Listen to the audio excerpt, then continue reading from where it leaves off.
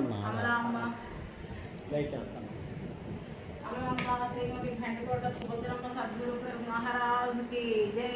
గురు బ్రహ్మ గురు విష్ణు గురు దేవో మహేశ్వర గురు సాక్షాత్ పరబ్రహ్మ తస్మై శ్రీ గురవే నమః.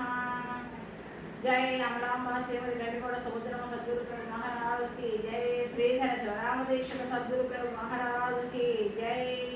శ్రీ పాకడా వెంకటేశ్వరరావు సద్గురు ప్రభు మహారాజ్ కి జై. అచల బోధ. అచల బోధ అంటే అచలం అంటే అంతా నిండి ఉన్న పరిపూర్ణ పరబ్రహ్మం. దీన్ని తెలుసుకోవడానికి పూర్వజన్మ సుకృతం ఉండాలి. కోటాను కోట్ల జన్మలు ఎత్తి అందులో ముక్తి పదం అందుకోక మళ్ళీ జన్మకు వచ్చాం. ఇందులో త్రిగుణాత్మక శక్తితో కూడుకున్న ఈ జగత్తులో మనం సత్వగుణం, రజోగుణం, తమోగుణం, మూడు గుణాలతోటి కలయికతోటి ఈ జీవాత్మ పరిణమిస్తూ ఉంటుంది.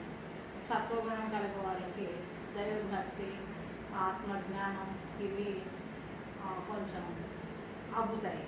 రజోగుణం వాళ్ళకి రాజకీయాలు, వ్యవహారాలు, లౌకిక విషయాలు వాటి కూడా ఉంటుంది. తమోగుణం వాళ్ళకి బాధలు, హింస అది ఉంటుంది.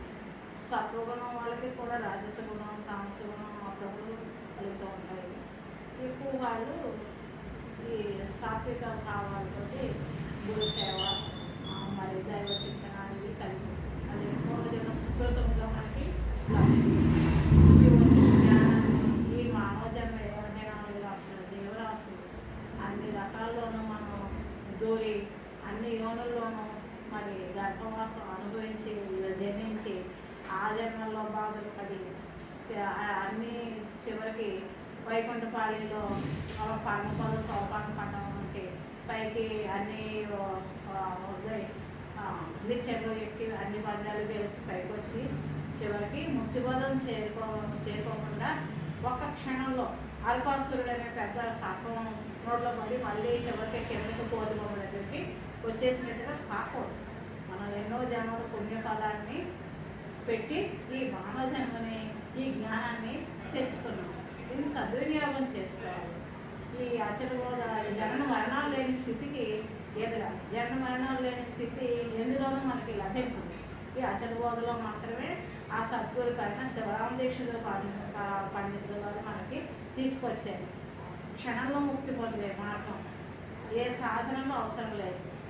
చక్కగా గురు సూచన, ఇదిగో పరిపూర్ణ, ఇదిగో భగవత్ స్వరూపం, ఇది తప్ప ఈ ఉన్న జగత్తంతా కంటికి కనిపించే ఇదంతా కూడా మాయ.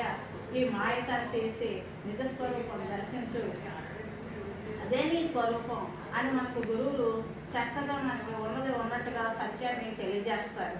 ఆ తెలియజేసి మన నిజస్వరూపం అదే అని సూచన చేసి చూపించిన తర్వాత ఈ మాయ భ్రాంతులు భ్రమలు అన్నీ తీరిపోతాయి. మనకి ఈ బోధన తెలియజేసేది పరిపూర్ణ బోధ అంటారు. దీన్ని అచల బోధ అంటారు. ఇది చాలా రహస్యమైనది. ఇది లభ్యం కాదు, సాధారణంగా ఎవరికి లభ్యం కాదు. భక్తి దొరుకుతుంది. ఏ గుడికి వెళ్ళినా అమ్మవారి అనుగ్రహం కలుగుతుంది, పూజలు చేస్తాం, పుణ్యం వస్తుంది. ఎన్ని చేసినా మనం యజ్ఞ యాగాది క్రతువులు చేస్తాం, యోగాలు చేస్తాం, ధ్యానాలు చేస్తాం. వీటి వలన ముక్తి కలుగుతుంది.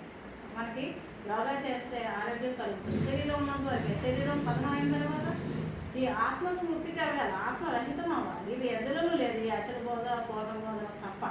ఇది గురువు అనుగ్రహంతో మనకి లభించే విద్య కానీ బయట పుస్తకాల్లో దొరికేది కాదు. దీన్ని తెలుసుకుని ఈ మార్గంలో నడుచుకున్న వాళ్ళకి జనన మరణాలు లేకుండా ఆ గురుకారంతో మనకి ఆ అనుగ్రహం కలుగుతుంది. జనులాల జనన మరణములం తొలగంద్రోయజాలు లక్షణయుతమై వినువారికి కనువారికి తనలా వెరిగేంతు దీన్ని తప్పక వింటే అప్పుడే వారెప్పుడు గంటే కనుక వినబుద్ధైతే వినుడి చదివెద మీకే కనుగొన మనసైతే కనుడి పుస్తకమంతా తప్పక వింటే అప్పుడే వారెప్పుడు గంటే అని భాగవత కృష్ణదేశిక ప్రభువుల వారు కందపద్యం రాశారు. ఈ శివరామదీక్షితుల వారు ఇచ్చిన బోధే. ఆ శివరామదీక్షితుల వారికి శ్రీధర స్వామి అనుగ్రహించారు. ఆ బోధని పద్య రూపంలో మనకి అందించారు. జనన మరణాలు లేకుండా చేస్తారట. ఈ బోధ ఆసాంతం విన్నవారికి జనన మరణాలు లేకుండా చేస్తారు. ఏ రకంగా నడుచుకోవాలో పద్ధతులన్నీ పద్య రూపంలో మనకి రచించారు. బాగోదు కృష్ణదేశ మహారాజుకి జనన మరణాలు లేని స్థితి ఏదంటే పరిపూర్ణ స్థితే. పరిపూర్ణం అంటే ఏంటో తెలుసుకోవాలి. పరిపూర్ణం అంటే ఏంటి, ఎరుక అనేది ఏంటి అని 2 విషయాల గురించి ఈ సబ్జెక్ట్ ఉంటుంది ఈ అచల బోధ. పరిపూర్ణము, ఎరుక. పరిపూర్ణం తెలుసుకుని ఎరుకతోటే తెలుసుకుంటాం, ఎరుక లేని స్థితిలో ఉంటాం. దీని గురించి వివరంగా కంద పద్యాలు అవన్నీ ఉన్నాయి. మనం అందంగా ముచ్చటించుకుందాం. వినాలని తెలిసిన వాళ్ళు వినండి, ఆచరించే వాళ్ళు ఆచరించండి. అనుమానం ఉంటే కాంటాక్ట్ నెంబర్ ఇస్తాము, ఫోన్ చేయండి. జై సద్గురు బ్రహ్మ మహారాజ్కి జై. చాలా బాగుందండి రమణమ్మ గారు. కానీ ఇవాళ నేను ఆపేస్తున్నానండి.